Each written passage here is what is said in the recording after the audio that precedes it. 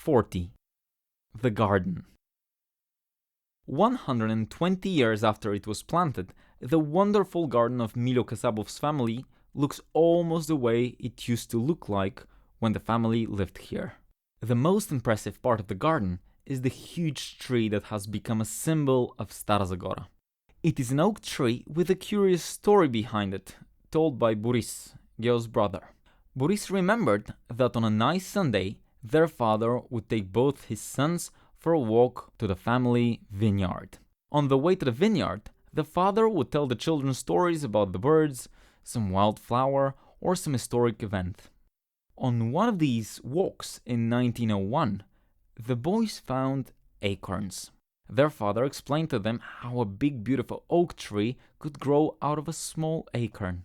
Milo Kasabov went on telling the boys how sturdy oak lumber is and about its use in building houses.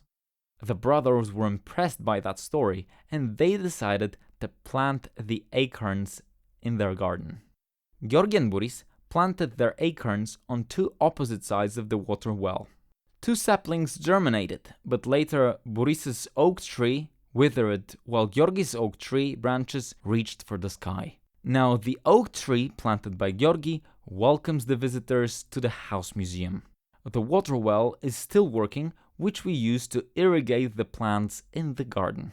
A basic element in the design of Stara Zagora yards is the boxwood parterre garden, arranged both symmetrically and asymmetrically. After his wounding at the door in front of the Great War in 1917, Geo spent some time in Stara Zagora.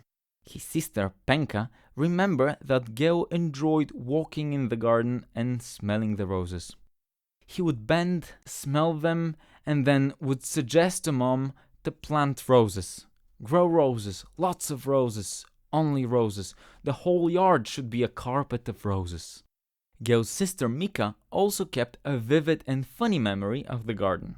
When Mika was a little girl, she enjoyed lying on the boxwood hedge to observe the clouds in the blue sky over Stara Zagora. Her mother and grandmother did not approve of that and would scold her. But her brother Geo never reprimanded her for lying on that boxwood hedge. In the left corner of the garden, under the fig tree, is a granite boulder. This is Milo Kasabov's burial place. Milo passed away of a brief illness on January 27th, 1937. In 1937, the local intellectuals joined the Kasabovs to bid farewell to Milo Kasabov and to escort him to his burial place in the old cemetery of Stara Zagora, located about 500 meters away from the house. Since 2011, Milo's last burial place has been in the garden, where people can pay tribute to his life. The launch of the biannual Geomilev Days in Stara Zagora in 1997 was followed by the annual Children Are Drawing plein air hosted by the wonderful garden. The plein air is a follow-up of the tradition for drawing, launched by young Georgi. Children come to the house and decide what to draw. Then their works are put on display, followed by an exhibition for a year until the following May. The Children Are Drawing plein air gives the children the opportunity to get to know something about Geomilev's life, the spirit, and over. Children also leave something of themselves behind in the house museum's spiritual sanctuary. In spring and summer, the wonderful garden is a venue for book launches, concerts, and performances.